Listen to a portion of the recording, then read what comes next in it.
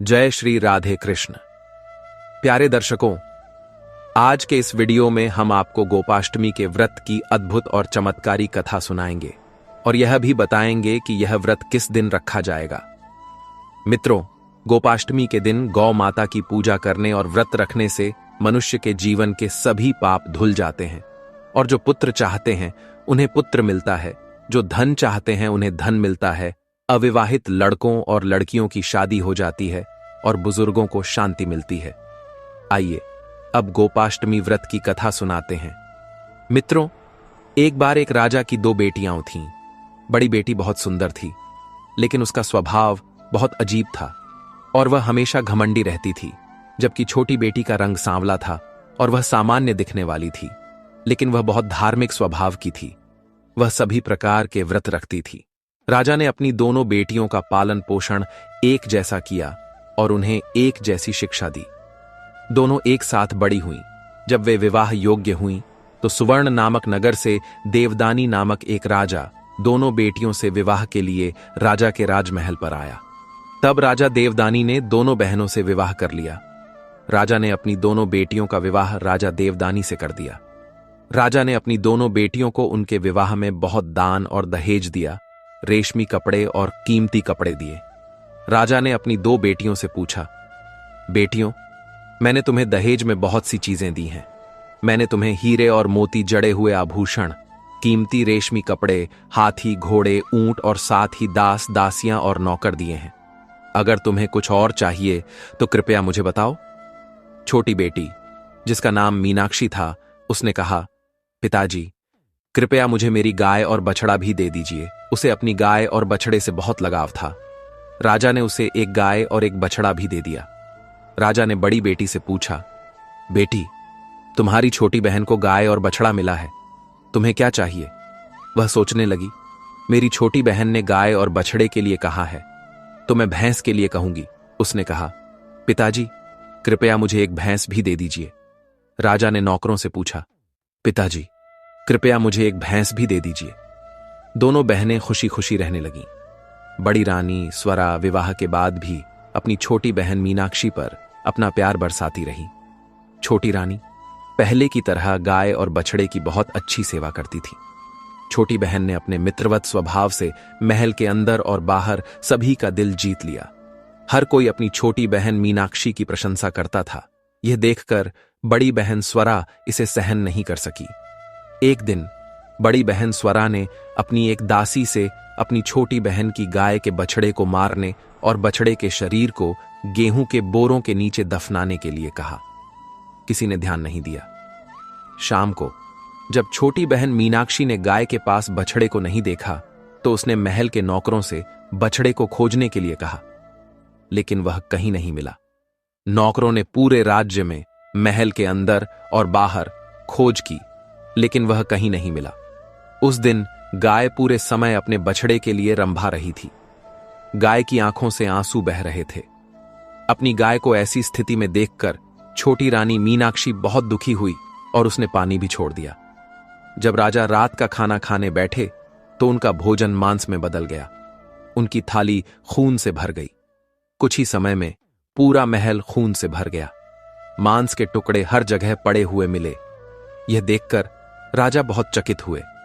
राजा ने सोचा कि यह किस तरह की दुर्भाग्यपूर्ण घटना हुई है। तुरंत राजा ने अपने एक मंत्री को बुलाया। एक दूत को राज्य ज्योतिषी को महल में बुलाने के लिए भेजा और इसका कारण पूछा।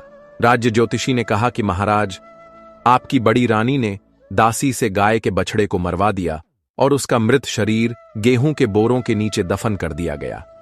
इस पर गौ माता का श्राप है। तब राजा ने इसका समाधान पूछा। तब राज्य ज्योतिषी ने कहा कि हे महाराज, इसका केवल एक ही समाधान है। कार्तिक मास के शुक्ल पक्ष की अष्टमी के दिन गोपाष्टमी आएगी। आपको अपनी दोनों रानियों और शहर के नागरिकों के साथ गोपाष्टमी का व्रत रखना चाहिए और गाय और बछड़े की पूजा करनी चाहिए। तभी आप इस पाप से मुक्त हो सकते हैं। ऐसा करने से बछड़ा भी जीवित हो जाएगा, अन्यथा आपकी 7 पीढ़ियों को इसका श्राप लगेगा। तब राजा ने बड़ी रानी को बुलाया। बड़ी रानी स्वरा पाप के बोझ तले कुचल रही थी। उसने राजा और अपनी छोटी बहन से अपनी गलती के लिए माफी मांगी। उसके बाद जब कार्तिक मास के शुक्ल पक्ष की अष्टमी का दिन आया तो राजा ने अपनी दोनों रानियों के साथ गोपाष्टमी का व्रत रखा, गाय और बछड़े की पूजा की। दूसरे दिन 11 ब्राह्मणों द्वारा व्रत का समापन किया गया। उन्होंने अपने जोड़े के साथ उन्हें भोजन कराया और उन्हें दूध देने वाले बछड़े के साथ एक गाय दान की। ऐसा करने से उनका बछड़ा जीवित हो गया और वे इस पाप से मुक्त हो गए।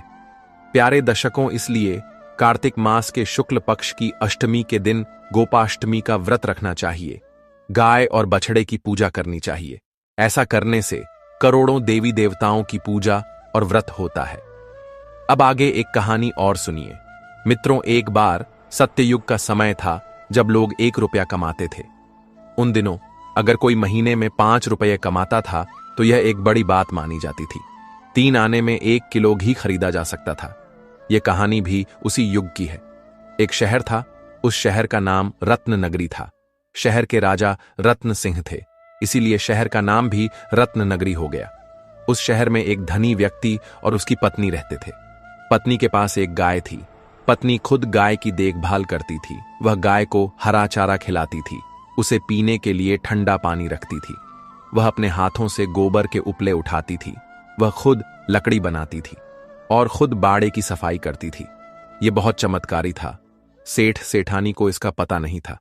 सेठ सेठानी की शादी को कई साल हो गए थे, लेकिन उन्हें संतान सुख नहीं मिला था। सेठ सेठानी ने कई डॉक्टरों, वैद्यों और हकीमों से सलाह ली।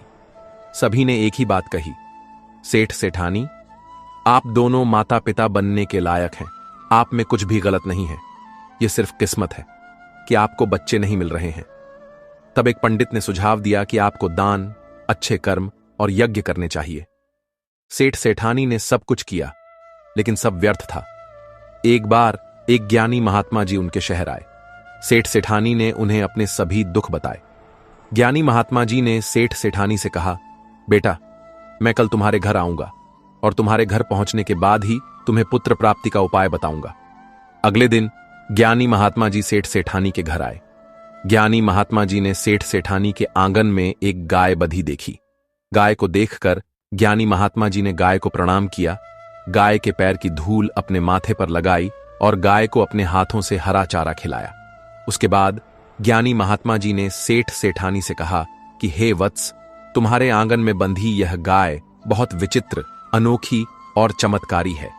यह कामधेनु के वंश की है। यह तुम्हें और तुम्हारे बच्चों का सुख देगी। ज्ञानी महात्मा जी ने सेठ सेठानी से कहा कि हे वत्स, कार्तिक मास के शुक्ल पक्ष की अष्टमी के दिन गोपाष्टमी तिथि आएगी। उस दिन तुम अपनी गाय को अकेले जंगल में चरने के लिए छोड़ देना। यह गाय तुम्हारे लिए एक बच्चा लाएगी। तब सेठ सेठानी ने ऐसा ही किया। कार्तिक मास के शुक्ल पक्ष की अष्टमी के दिन गोपाष्टमी तिथि आई तो उन्होंने गाय को जंगल में चरने के लिए छोड़ दिया। उस दिन इंद्र की इंद्राणी गौ माता की पूजा करने के लिए पृथ्वी पर आई। तब उसने सेठ सेठानी की वही गाय देखी। तब अगर इंद्र की इंद्राणी सामने से गाय की पूजा करती है तो वह अपने सींगों से मारती है। अगर वह पीछे से करती है तो वह लात मारती है और अपनी पूंछ से मारती है। तब इंद्राणी ने गौ माता से कहा, हे गौ माता, हम तुम्हारी पूजा कर रहे हैं और तुम हमें मार रही हो। तब गौ माता ने इंद्र की इंद्राणी से कहा, हे देवियों, तुम अकेले मुझे क्यों पूजती हो? गाय और बछड़े दोनों की पूजा करो, तभी तुम्हें वांछित फल मिलेगा। तब इंद्र की इंद्राणी ने दूर्वा से एक बच्चा बनाया और उसे गाय के पास बैठा दिया और उस पर अमृत छिड़का। उसी क्षण बछड़ा जीवित हो गया और गाय का दूध पीने लगा। तब इंद्राणी ने गाय और बछड़े दोनों की पूजा की और इंद्रलोक लौट गई। जब गाय शाम को बछड़े के साथ अपनी मालकिन के घर आई तो सेठानी ने उसे अंदर नहीं घुसने दिया। सेठानी ने कहा, हे गौ माता, तुम अपने लिए एक बच्चा लाई हो। तुम मेरे लिए भी एक बच्चा मांग सकती थी, तो अब मैं तुम्हें घर में नहीं घुसने दूंगी। तब गौ माता ने कहा, हे मालकिन, इस साल मैंने अपने लिए एक बच्चा मांगा है। अगले साल मैं तुम्हारे लिए एक बच्चा मांगूंगी और लाऊंगी। इस तरह समय बीतने लगा। प्यारे दर्शकों, 1 साल बाद जब फिर से कार्तिक मास आया तो कार्तिक मास के शुक्ल पक्ष की अष्टमी के दिन गोपाष्टमी तिथि आई। तब सेठानी ने फिर से गाय और बछड़े को जंगल में चरने के लिए छोड़ दिया। फिर से इंद्रलोक की इंद्रानियां गौ माता की पूजा करने के लिए पृथ्वी पर आईं, तब उन्हें फिर से वही गाय और बछड़ा मिला। बछड़ा जंगल में चरता हुआ देखा गया। इंद्र की इंद्राणी फिर से गाय की पूजा करने लगी। तब गौ माता फिर से उसे मारने लगी। तब इंद्राणी ने गौ माता से कहा, हे गौ माता, तुमने मुझे पिछले साल एक बछड़ा दिया था, अब तुम्हें क्या चाहिए? गौ माता ने कहा, पिछले साल तुमने मुझे एक बछड़ा दिया था, इस साल तुम मेरी सेठानी को एक पुत्र दो। अगर तुम मेरी सेठानी को एक पुत्र नहीं दोगी तो वह मुझे घर में नहीं रखेगी। तब इंद्रानियों ने दूर्वा से एक बच्चा बनाया और दूर्वा का एक पालना बनाया और उसे गाय के सींगों से बांध दिया और उस पर अमृत छिड़का, तब बच्चा जीवित हो गया। तब इंद्रानियों ने गाय और बछड़े की पूजा की और उन्हें आशीर्वाद दिया और इंद्रलोक लौट गई। शाम को गाय बछड़े के साथ अपने शहर लौट आई। जिसने भी यह दृश्य देखा वह गौ माता से जुड़ गया और जोर जोर से जय गौ माता का जाप करने लगा। जब गाय गांव के तालाब के पास पहुंची तो कुछ पानी ले जाने वालों ने उसे देखा। उनमें से एक दौड़कर सेठ सेठानी के पास गया और कहा कि सेठ सेठानी जी, आपकी गाय आपके लिए एक बछड़ा ला रही है। सेठ सेठानी ने गाय और बछड़े का संगीत और शुभ गीतों के साथ स्वागत किया। पूरे गांव में लड्डू बांटे गए। सेठ सेठानी बछड़े को पाकर बहुत खुश हुई। जब उस शहर के राजा को पता चला कि यह एक चमत्कारी गाय है तो उसने राज्य शक्ति का उपयोग किया और गाय को अपने महल में मंगवा लिया। रक्षक सेठ की गाय और बछड़े को महल ले गए और उन्हें वहीं बांध दिया। इस पाप के कारण राजा का पूरा खजाना खाली हो गया। राजा का इकलौता बेटा बीमार पड़ गया। राज्य में अकाल और महामारी फैल गई। साथ ही पड़ोसी राजा ने राज्य पर हमला कर दिया। एक के बाद एक कई अपशगुन होने लगे। तब राजा ने अपने राज्य ज्योतिषी को बुलाया और इसका कारण पूछा। राज्य ज्योतिषी ने कहा कि महाराज, आपको इस गाय और बछड़े को उसी स्थान पर वापस प्रजनन कराना चाहिए जहां से आप उन्हें लाए थे। आप इसके दोषी हैं। तभी राजा ने गाय और बछड़े को सेठ सेठानी को पूरे सम्मान और आदर के साथ लौटा दिया और उसे बहुत सारा पैसा भी दिया। सेठ सेठानी ने अपनी गाय को वहीं प्रजनन कराया। सेठानी खुद कई दिनों तक भूखी प्यासी रही। उसने कई दिनों तक रोटी का एक टुकड़ा भी नहीं खाया था। दूसरी तरफ गाय ने भी कोई चारा या पानी नहीं पिया था। जैसे ही गाय अपनी मालकिन से मिली, गाय और सेठानी दोनों बहुत खुश हुए। जैसे एक मां अपने बच्चे से बिछड़ने के बाद मिलती है, वे दोनों मिले। जैसे ही गाय और बछड़े को सेठानी को लौटाया गया, राजा का खजाना भी 4 गुना बढ़ गया। उनका बेटा भी स्वस्थ हो गया। राज्य में भी बहुत बारिश हुई। पड़ोसी राजा को भी हार का सामना करना पड़ा। प्यारे दर्शकों, उस दिन के बाद इस चमत्कार को देखकर राजा ने पूरे शहर में यह खबर प्रचारित करवाई कि सभी को गाय की सेवा करनी चाहिए। कार्तिक मास के शुक्ल पक्ष की अष्टमी के दिन गाय और बछड़े की पूजा करनी चाहिए। गोपाष्टमी का व्रत रखना चाहिए। उसके बाद राजा ने भी अपनी रानी और बेटे के साथ कार्तिक मास के शुक्ल पक्ष की अष्टमी के दिन गोपाष्टमी का व्रत रखना शुरू कर दिया। गाय की पूजा करना शुरू कर दिया। अगर यह घटता है तो यह पूरा होता है, अगर यह पूरा होता है तो यह बढ़ता है।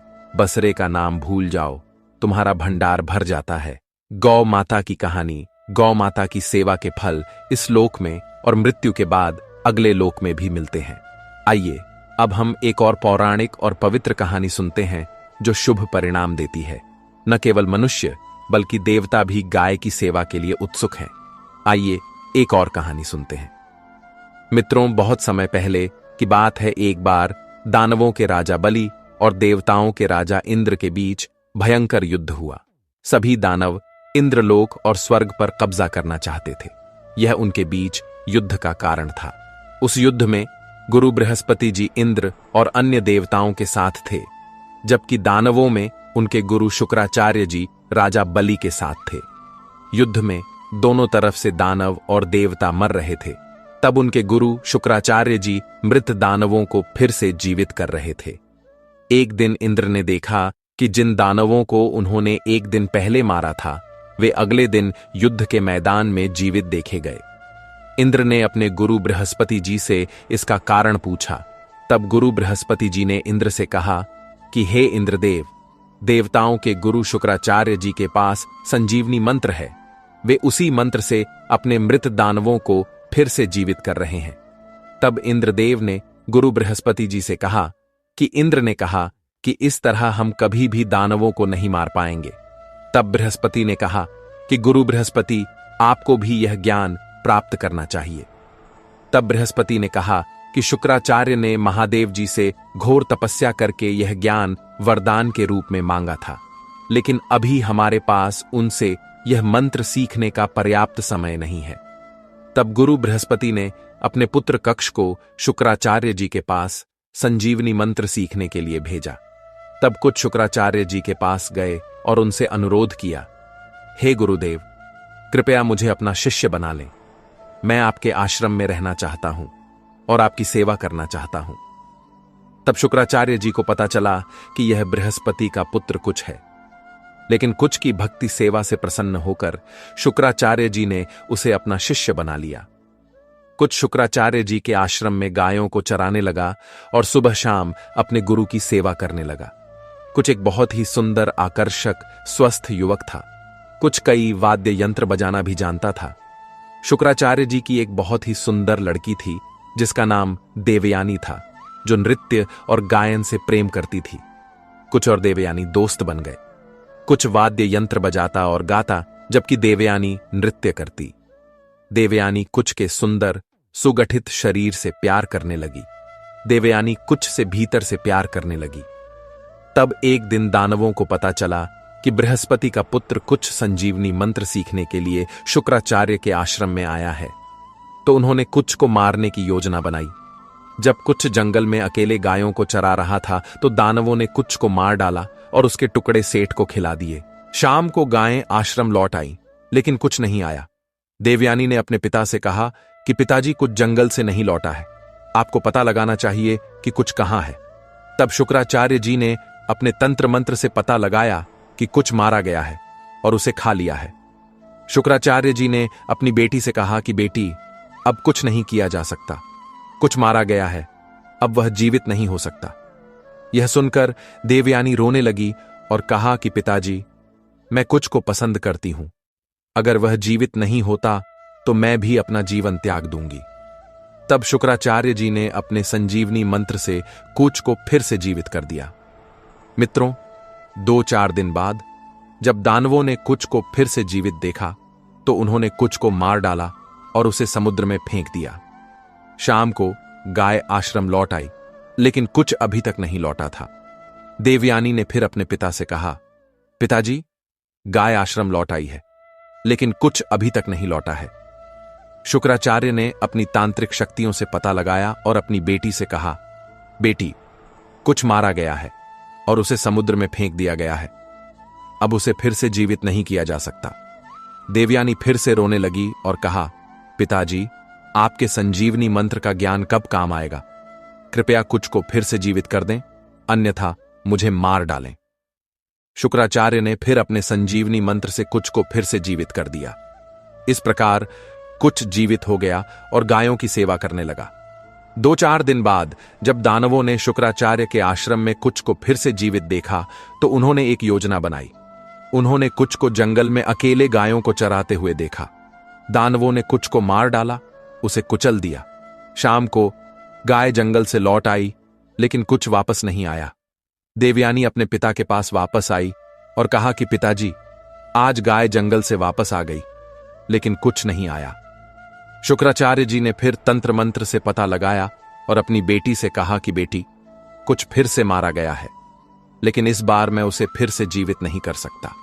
बेटी ने कहा कि क्यों पिताजी, आपके संजीवनी मंत्र से कुछ को फिर से जीवित क्यों नहीं किया जा सकता?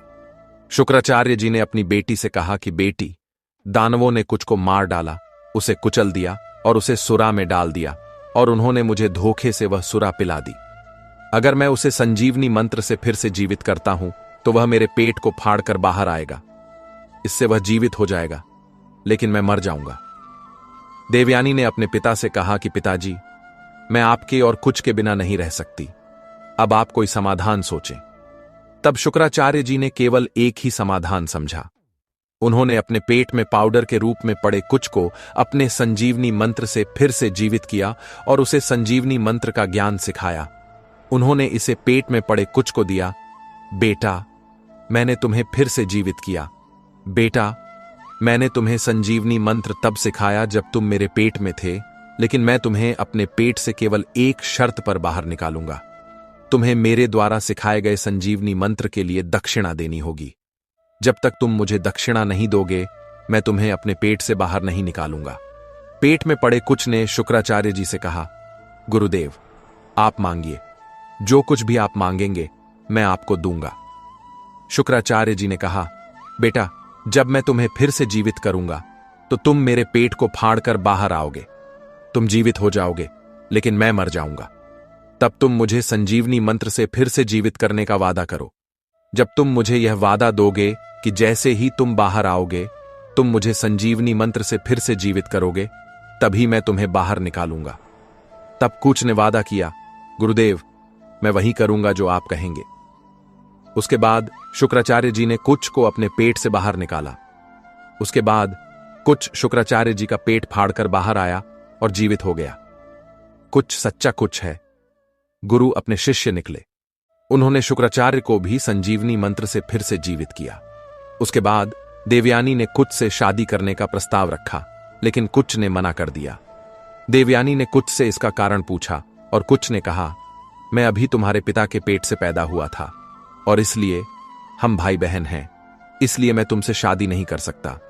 यह सुनकर देवयानी क्रोधित हो गई और श्राप दिया, हे कुछ, मैं तुम्हें श्राप देती हूं कि जब भी तुम्हें संजीवनी मंत्र की आवश्यकता होगी तुम यह मंत्र भूल जाओगे। तुम इस संजीवनी मंत्र से किसी को भी फिर से जीवित नहीं कर पाओगे। कुछ ने भी देवयानी को श्राप दिया, तुम केवल एक दानव या शैतान से शादी करोगी और किसी देवता से नहीं। उसके बाद कुछ ने शुक्राचार्य से अनुमति ली और स्वर्ग लौट गया। तब इंद्र, बृहस्पति, विष्णु, ब्रह्मा आदि देवताओं ने फूलों से कुछ का स्वागत किया। इंद्र ने कुछ से पूछा, हे पुत्र, क्या तुमने संजीवनी मंत्र सीखा या नहीं? कुछ ने सभी देवताओं को पूरी सच्चाई बताई। भगवान विष्णु ने कुछ से कहा, हे पुत्र, कुछ, गोलोक जाओ और गायों की सेवा करो। बांसुरी की मधुर धुन में हरिसंकी गाओ। ऐसा करने से तुम देवयानी के श्राप से मुक्त हो जाओगे। उसके बाद कुछ गोलोक गया और गायों की सेवा की। उनके कानों में हरि कीर्तन सुनाया और वह देवयानी के श्राप से मुक्त हो गया। गायों की सेवा करने से न केवल सबसे बड़े पाप नष्ट होते हैं, बल्कि सबसे बड़े पाप भी नष्ट होते हैं। प्यारे दर्शकों, गोपाष्टमी वह शुभ दिन है जब भगवान कृष्ण ने इस दिन पहली बार गायों को चराना शुरू किया था। इसीलिए इस दिन गाय के साथ बछड़े की भी पूजा की जाती है। ऐसा माना जाता है कि अगर गोपाष्टमी के दिन गाय की उचित अनुष्ठानों के साथ पूजा और सेवा की जाती है तो देवताओं और देवियों का आशीर्वाद प्राप्त होता है। गाय की पूजा करने से भगवान कृष्ण प्रसन्न होते हैं और अपने भक्तों पर अपना आशीर्वाद बरसाते हैं। इस दिन गाय की पूजा करने से घर में सुख, समृद्धि और शांति बनी रहती है। मित्रों, अब आइए गोपाष्टमी से जुड़ी एक पौराणिक कथा और सुनाते हैं। मित्रों, मान्यता के अनुसार जिस दिन कृष्ण ने पहली बार गायों को चराने के लिए घर छोड़ा था वह कार्तिक मास के शुक्ल पक्ष की अष्टमी तिथि थी।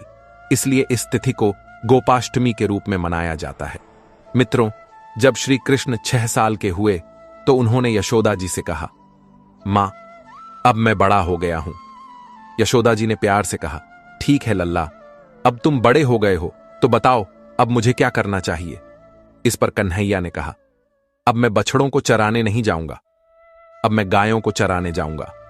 इस पर यशोदा जी ने कहा, ठीक है, बाबा से पूछो। जैसे ही उनकी मां ने यह कहा, कृष्ण जी तुरंत नंद बाबा से पूछने गए।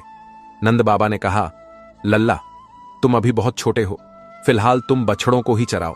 लेकिन कन्हैया दूर जाने लगे। तब नंद जी ने कहा, ठीक है लल्ला, तुम पंडित जी को बुलाओ, वह तुम्हें गौ चराई का शुभ मुहूर्त देखकर बताएंगे। बाबा की बात सुनकर कृष्ण तुरंत पंडित के पास गए और कहा, पंडित जी, बाबा ने आपको गौ चराई का शुभ मुहूर्त देखने के लिए बुलाया है और कहा, कृपया मुझे आज का शुभ मुहूर्त बताएं और मैं आपको बहुत सारा मक्खन खिलाऊंगा। देखो, अगर आपको आज का मुहूर्त मिल जाता है तो मैं आपको बहुत सारी दक्षिणा दूंगा, और अगर आप देर करते हैं तो आपको दक्षिणा के नाम पर कुछ नहीं मिलेगा। पंडित जी ने कहा कि हमें केवल अपनी दक्षिणा की चिंता है। जब भी आप पूछेंगे हम उसी समय का मुहूर्त निकालेंगे। भगवान पंडित जी के साथ थे। नंद बाबा के पास पहुंचे और नंद बाबा ने प्रणाम किया। पंडित जी को आसन दिया और नंद बाबा ने कहा कि आप पंचांग खोल कर देखें कि क्या 2-4 महीनों में मेरे बेटे को गाय चराने के लिए कोई अच्छा मुहूर्त मिलता है तो मुझे बताएं। पंडित जी ने पंचांग खोला और कभी अपने सिर पर हाथ रखा और कभी अपनी उंगलियों पर गिना। 10 से 20 मिनट बीतने के बाद नंद बाबा ने कहा कि पंडित जी, क्या बात है, कोई मुहूर्त नहीं निकल रहा है। पंडित जी ने कहा कि आपके बेटे के लिए 10 साल तक कोई मुहूर्त नहीं है। नंद बाबा ने कहा कि बिल्कुल भी कोई मुहूर्त नहीं है, यह क्या है? पंडित जी ने कहा कि मेरी समझ के अनुसार अगर कोई मुहूर्त निकल रहा है तो वह आज का मुहूर्त ही है। नंद बाबा ने कहा कि पंडित जी, क्या मेरे बेटे ने आपको कुछ सिखाया है? पंडित जी ने कहा कि आपका छोटा बेटा मुझे क्या सिखाएगा, जो हमारे पंचांग में लिखा था, इसलिए मैंने उसे बताया। पंडित जी को दक्षिणा दी और उन्हें विदा कर दिया। प्रभु ने कहा, बाबा, अब मुहूर्त भी निकल गया है, मुझे अब भेजो।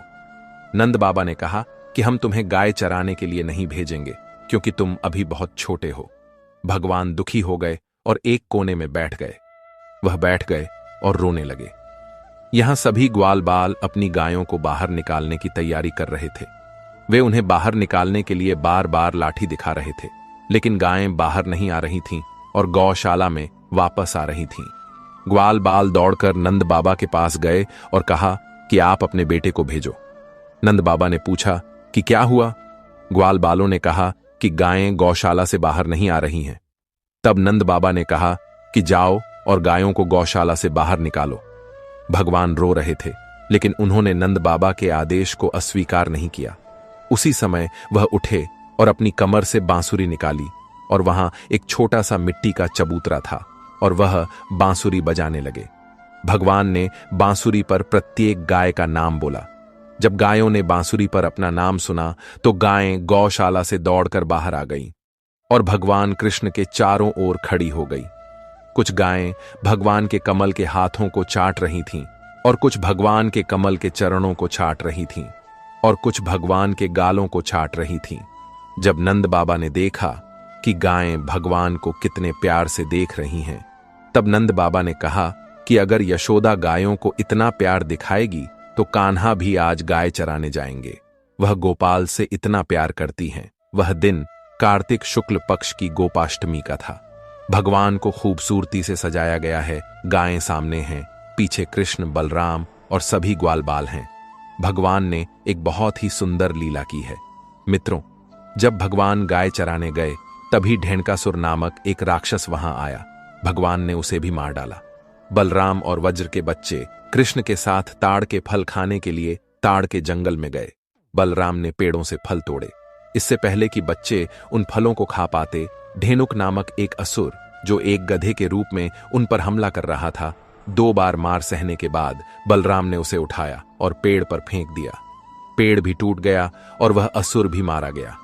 उसकी गति देखकर उसके भाई और कई गधे वहां पहुंचे। बलराम और कृष्ण ने उन सभी को मार डाला। मित्रों, शास्त्रों के अनुसार यह माना जाता है कि गाय के पैरों से चिपकी मिट्टी का तिलक लगाने से पवित्र स्नान का पुण्य मिलता है। यानी सनातन धर्म में गाय को दूध देने वाला जानवर मानने के बजाय इसे हमेशा देवताओं का प्रतिनिधि माना गया है। गाय के शरीर के अंगों में देवी देवता निवास करते हैं। पद्म पुराण के अनुसार गाय के मुख में 4 वेद निवास करते हैं। भगवान शिव और विष्णु उसके सींगों में निवास करते हैं। कार्तिकेय गाय के पेट में निवास करते हैं। ब्रह्मा माथे में, रुद्र सींगों के सामने वाले हिस्से में, इंद्र दोनों कानों में, अश्विनी कुमार आंखों में, सूर्य और चंद्र दांतों में, गरुड़ मुख में, सरस्वती गुदा में, सभी तीर्थ स्थल, गंगा रोम छिद्रों में, ऋषि पीठ में, यमराज दाहिनी ओर, वरुण और कुबेर बाईं, महाबली यक्ष मुख के अंदर, गंधर्व नाग के सामने वाले हिस्से में, खुर के पिछले हिस्से में नाग, अप्सराएं, भविष्य पुराण, स्कंद पुराण, ब्रह्मांड पुराण, महाभारत में भी गाय के शरीर के अंगों में देवताओं का विस्तृत विवरण मिलता है। प्यारे दर्शकों, यह माना जाता है कि जहां भी गायों का एक समूह आराम से बैठता है और सांस लेता है, वह स्थान न केवल सुंदर हो जाता है, बल्कि वहां के सभी पाप नष्ट हो जाते हैं। एक पवित्र स्थान में स्नान करने, दान करने, ब्राह्मणों को भोजन कराने, उपवास करने, मंत्रोच्चारण करने, तपस्या करने और हवन यज्ञ करने से जो पुण्य प्राप्त होता है, वह गाय को चारा या हरी घास खिलाने से भी प्राप्त किया जा सकता है। गाय की सेवा करने से दुख और दुर्भाग्य दूर होते हैं और घर में सुख और समृद्धि आती है। जो लोग श्रद्धा पूर्वक गाय की पूजा करते हैं, उनसे देवता हमेशा प्रसन्न रहते हैं। जिस परिवार में भोजन करने से पहले गाय के लिए घास निकाली जाती है, वहां कभी धन की कमी नहीं होती। प्यारे दर्शकों, गाय एकमात्र ऐसा जानवर है जिसका गोबर न केवल लाभकारी बल्कि पवित्र भी माना जाता है। गाय के गोबर में देवी लक्ष्मी निवास करती हैं, इसलिए इसे गोबर कहना सबसे अच्छा माना जाता है, अर्थात गाय का आशीर्वाद। गाय के गोबर से ही भूमि यज्ञ के लिए उपयुक्त हो जाती है। मित्रों, एक कहानी के अनुसार जब भगवान श्री कृष्ण गायों को चराने के लिए जंगल जाने को तैयार होते हैं, तो श्री कृष्ण अपनी मां के हाथों नीलमणि से सजे हुए आंगन में खड़े होते हैं। मां यशोदा ने कन्हैया से कहा, बेटा, तुम्हारे कोमल पैर जंगल के कांटों से चुभ सकते हैं, इसलिए तुम्हें जड़े हुए जूते पहनने चाहिए और चराने जाना चाहिए। कन्हैया ने कहा, मां, अगर तुम मुझसे जूते पहनने के लिए कहती हो तो मेरी पूज्य गायों के लिए भी जूते बनवाओ। मां ने कहा, बेटा, तुम्हें कम से कम मेरी पूज्य गायों के लिए बने जूते तो पहनने चाहिए। तुम एक इंसान हो और एक छोटे बच्चे हो। तुम्हारे कोमल पैर जंगलों के जंगली कांटों से बहुत कष्ट सहेंगे। गायें जानवर हैं, वे जूते कैसे पहन सकती हैं? कन्हैया ने अपनी मां से कहा, मां, तुमने आज गायों को जानवर कहा, तो कहो कि फिर कभी ऐसा मत कहना। मुझे कोई ऐसा व्यक्ति पसंद नहीं है जो गायों को जानवर कहे। गाय जानवर नहीं है। गाय पूरे संसार की मां है। वह कामधेनु है, सभी इच्छाओं को पूरा करने वाली है। देवताओं के शरीर के हर रोम में गाय निवास करती है। वह सभी तीर्थों का स्रोत है। वह मेरी आराध्य देवी है, जो हमें जीवन के सागर से पार कराती है और गोलोक प्राप्त कराती है। मैं गोपाल हूं। गोपाल गायों का सेवक है। अगर गायें नंगे पैर चलती हैं तो उनका सेवक भी नंगे पैर चलेगा। इस तरह गायें भगवान श्री कृष्ण और बलराम के आगे, पीछे और बगल में खड़ी थीं। उनके गले में छोटी छोटी घंटियां और सोने की मालाएं पहनी हुई थीं। उनके पैरों में घंटियां पहनी हुई थीं और उनकी पूंछ के बालों में मोतियों के गुच्छे पहने हुए थे। दोनों सींगों के बीच रत्न जड़ित आभूषण और पीठ पर मोतियों की लटकती हुई माला थी। गायों की संख्या बढ़ गई थी। उनके माथे पर लाल तिलक था। उनकी पूंछों को पीला रंगा गया था और खुरों को अरुण राग से रंगा गया था। वे सभी शानदार मूर्तियों जैसी दिख रही थीं।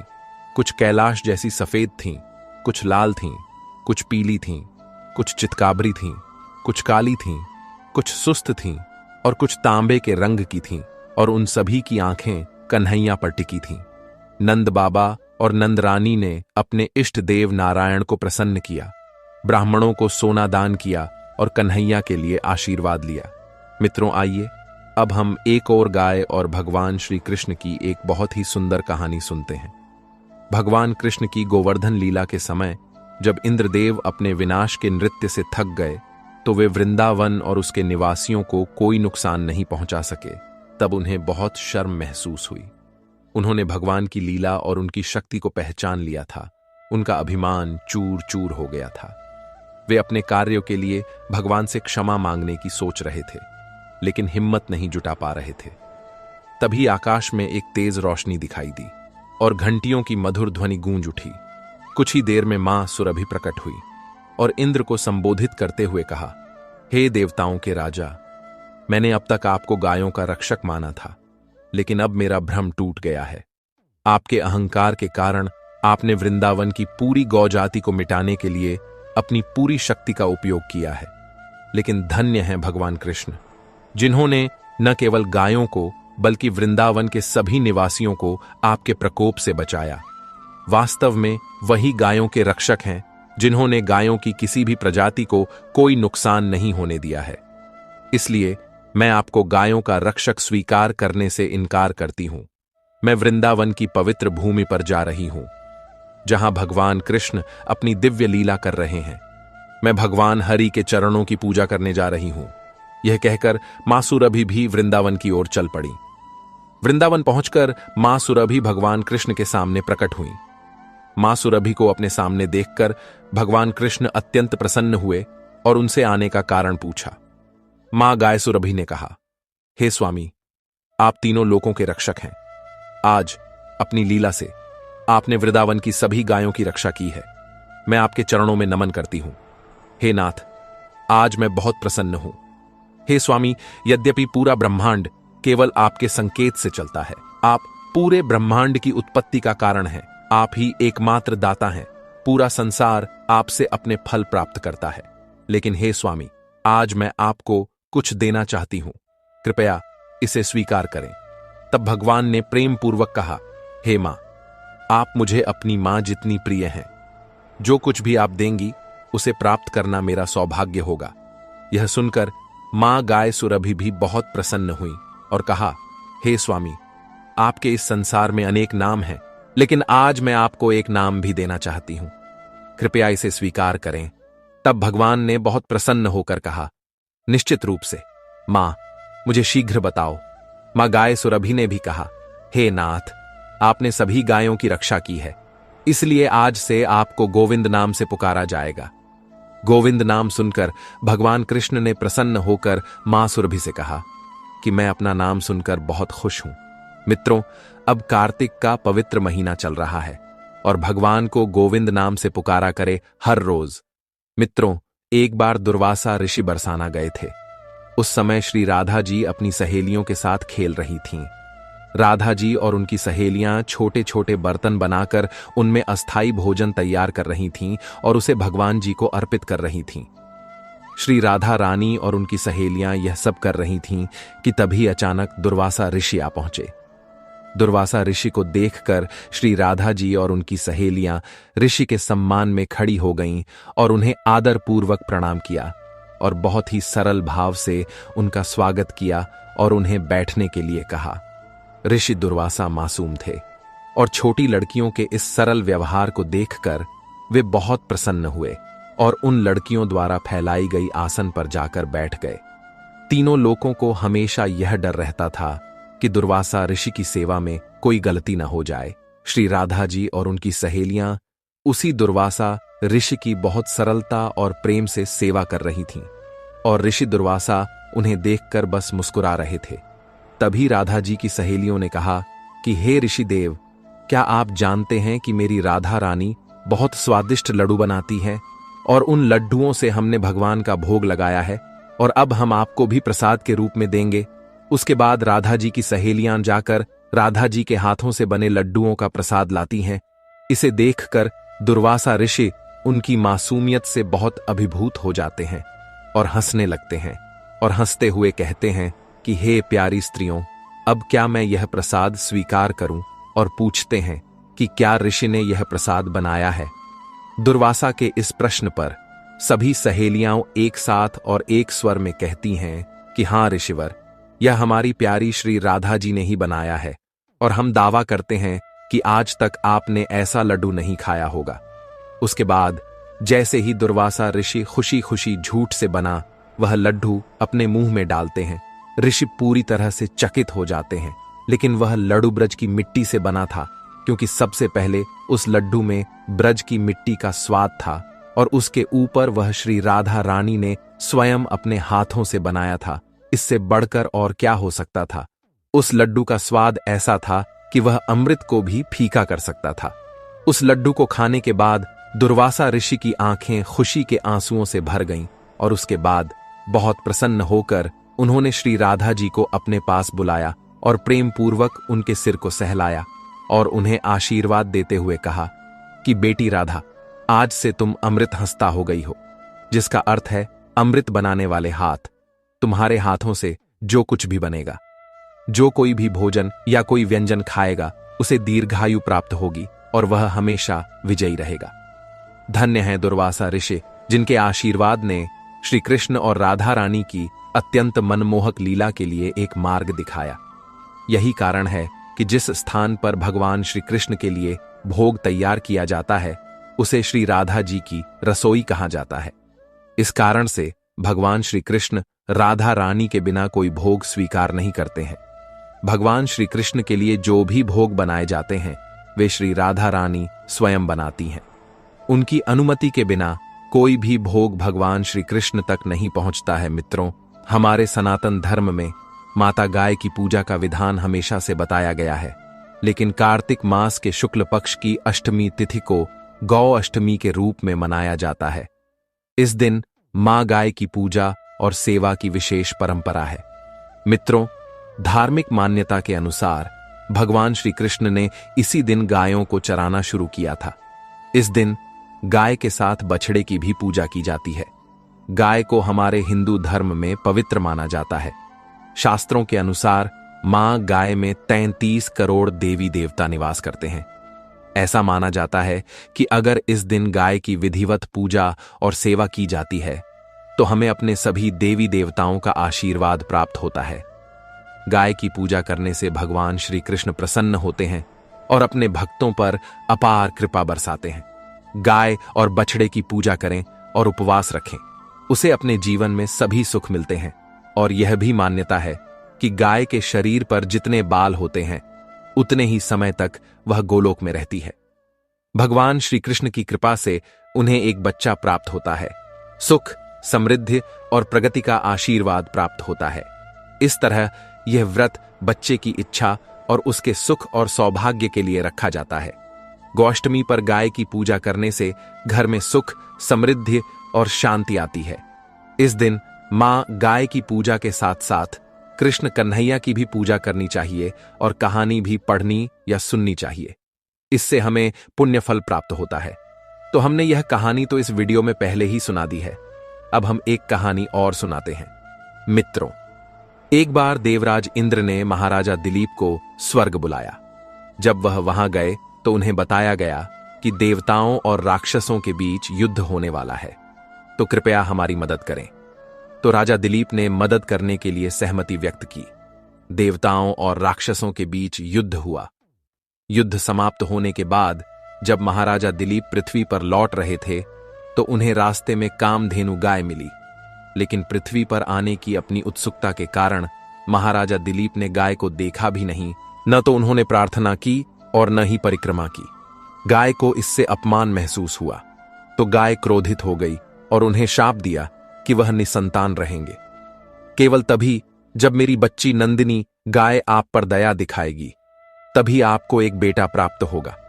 लेकिन महाराजा दिलीप को इस शाप के बारे में कुछ भी नहीं पता था। वह पृथ्वी पर लौट आए। कई साल बीत गए। जब उन्हें कोई संतान नहीं हुई तो वे बहुत दुखी हो गए। राजा, रानी और लोग सभी बहुत चिंतित और दुखी थे। एक बार बेटे की इच्छा के साथ महाराजा दिलीप अपनी रानी के साथ कुल गुरु महर्षि वशिष्ठ के आश्रम पहुंचे। महर्षि सब कुछ समझ गए थे तो ऋषि ने राजा से कहा कि यह मां गाय का अपमान करने का परिणाम था। सुरभि गाय की बेटी नंदिनी गाय हमारे आकाश में रहती है। महर्षि ने यह भी कहा कि अगर आप कुछ समय आश्रम में रुकते हैं और मेरी कामधेनु नंदिनी की सेवा करते हैं तो ही आपको एक बच्चा प्राप्त होगा। तो महाराजा ने गुरु के आदेशों को स्वीकार कर लिया। रानी सुदक्षिणा सुबह उस मां गाय की अच्छी तरह से पूजा करती थीं। आरती करने के बाद वह महाराजा दिलीप को जंगल में चराने के लिए भेज देती थीं। महाराजा दिलीप पूरे दिन उस गाय के पीछे एक परछाई की तरह चलते थे। वह रुकती तो वह रुक जाते और चलती तो वह चलते। बैठते समय वह पानी पीते समय पानी पीते थे। शाम को जब गाय आगे चलती और वह खुद उसके पीछे चलते और आश्रम पहुंचते तो महारानी देवी सुलक्षणा अपने हाथ में अक्षत का पात्र लेकर गाय की परिक्रमा करती और उसे प्रणाम करती और उस नंदिनी गाय की विधिवत पूजा करती जो चावल के दानों आदि से पुत्र प्राप्ति की वांछित सिद्धि प्रदान करती थी। तब नंदिनी अपने बछड़े को दूध पिलाती थी। रात में राजा और रानी उसे अपने हाथों से मुलायम हरी घास और फूल खिलाकर संतुष्ट करते थे और उसके आराम करने के बाद ही आराम करते थे। इस तरह उसकी देखभाल करते हुए 21 दिन बीत गए। एक दिन राजा नंदिनी गाय को जंगल ले गए। उसके साथ चलते हुए महाराजा की आंखें एक पल के लिए जंगल की प्राकृतिक सुंदरता पर टिकी रह गईं। तब उन्होंने नंदिनी गाय की आवाज सुनी। वह एक भयंकर शेर के पंजों में फंसी संघर्ष कर रही थी। उन्होंने हमलावर शेर को मारने के लिए अपने तरकश से तीर निकालने की कोशिश की, लेकिन उनका दाहिना हाथ तरकश में फंस गया, जैसे जम गया हो।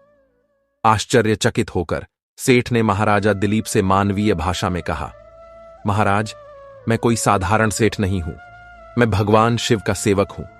अब आप यहां से लौट जाइए। जो काम आप नहीं कर सकते उसे छोड़ देने में कोई बुराई नहीं है। मैं भूखा हूं, ये गाय मेरे भाग्य से यहां आई है, मैं इससे अपनी भूख मिटाऊंगा। महाराजा दिलीप ने बहुत विनम्रता से कहा, आप भगवान शिव के सेवक हैं, इसलिए मैं आपको प्रणाम करता हूं। अच्छे लोगों से बात करना और उनके साथ थोड़ा समय बिताना भी दोस्ती बन जाता है। चूंकि आपने कृपा पूर्वक अपना परिचय मुझसे कराया है, कृपया मुझ पर एक और कृपा करें और इस गाय को छोड़ दें और बदले में मुझे खाकर अपनी भूख मिटाओ।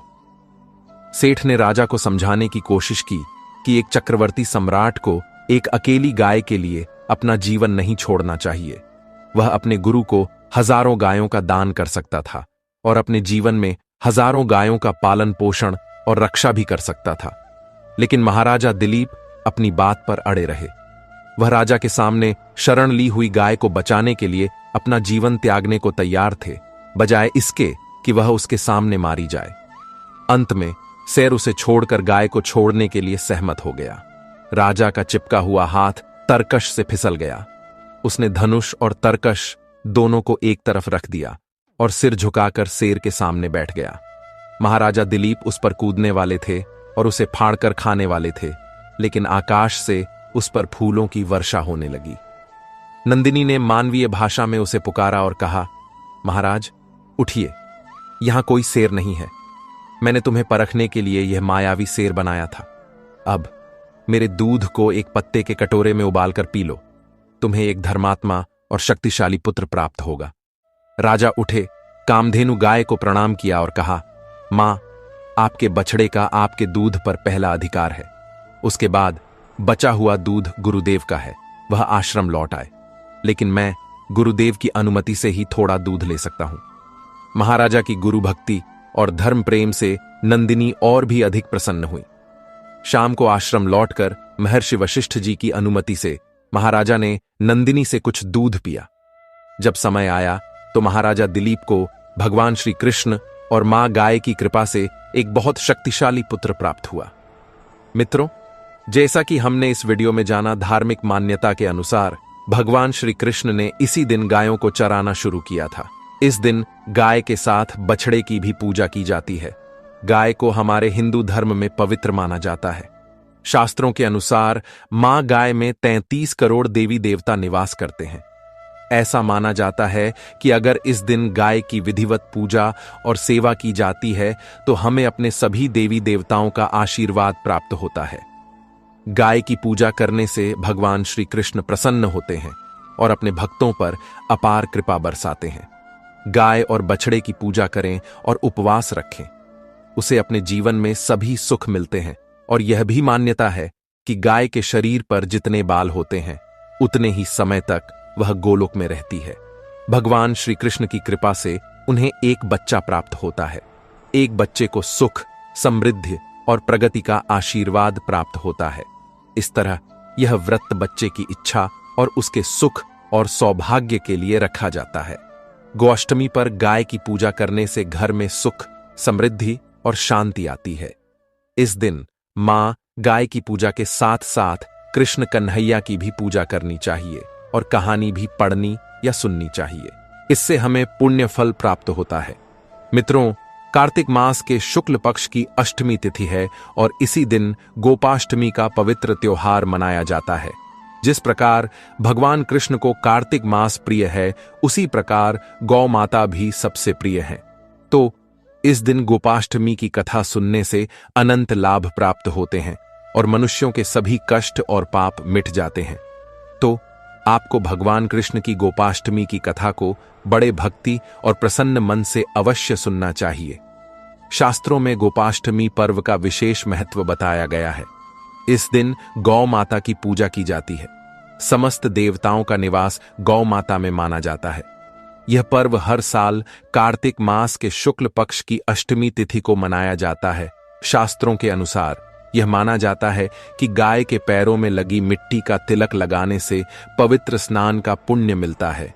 यानी सनातन धर्म में जो गाय दूध देती है उसे जानवर नहीं माना जाता, बल्कि हमेशा देवताओं का प्रतिनिधि माना जाता रहा है। गाय के शरीर के अंगों में देवी देवता निवास करते हैं। यह माना जाता है कि जहां कहीं भी गायों का झुंड आराम से बैठता और सांस लेता है, वह स्थान न केवल सुंदर हो जाता है, बल्कि वहां के सभी पाप नष्ट हो जाते हैं। किसी पवित्र स्थान पर स्नान करने, दान देने, ब्राह्मणों को भोजन कराने, उपवास करने, मंत्रोच्चार करने, तपस्या करने और हवन यज्ञ करने से जो पुण्य प्राप्त होता है, वही पुण्य एक गाय को चारा या हरी घास खिलाने से प्राप्त होता है। गाय की सेवा करने से दुख और दुर्भाग्य दूर होते हैं और घर में सुख समृद्धि आती है। देवता हमेशा उन लोगों से प्रसन्न रहते हैं जो भक्तिभाव से गाय की पूजा करते हैं। जिस परिवार में भोजन करने से पहले गाय के लिए घास निकाली जाती है, वहां धन की कभी कमी नहीं होती। गाय ही एकमात्र ऐसा पशु है जिसका गोबर न केवल लाभकारी बल्कि पवित्र भी माना जाता है।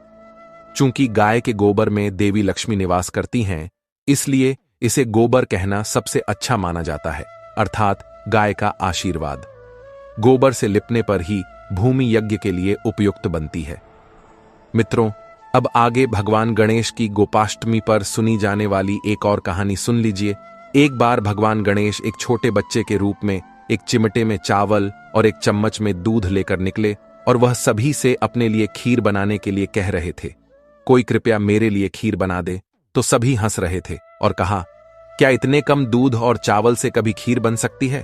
तभी एक बूढ़ी महिला वहां बैठी थी, तो उसने कहा, आओ बेटा, मैं बना दूंगी। ऐसा कहकर बूढ़ी महिला ने चूल्हे पर एक छोटा बर्तन रखना शुरू किया। तब गणेश जी ने कहा, दादी, छोटा बर्तन मत चढ़ाओ, अपने घर का सबसे बड़ा बर्तन चढ़ाओ। तो बूढ़ी महिला ने सबसे बड़ा बर्तन चढ़ाया। अब जैसे ही मैंने उसमें खीर और चावल डाले, मैं उसे देखता रहा, जो थोड़ा चावल था। जैसे ही वह उबलने लगा, बर्तन पूरी तरह भर गया और खीर से बहुत अच्छी खुशबू आने लगी। तो गणेश जी ने कहा, दादी, मैं नहाने के बाद आऊंगा, मैं फिर आऊंगा और खीर खाऊंगा। तो खीर तैयार थी।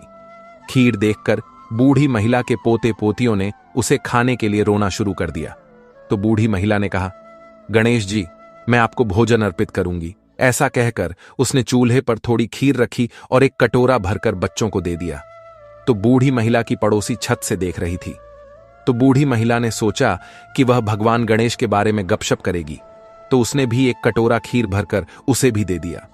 जब बूढ़ी महिला की बहू ने यह सब देखा, तो उसने सोचा कि अगर ऐसा ही चलता रहा तो खीर खत्म हो जाएगी और उसे खाने के लिए कुछ नहीं मिलेगा।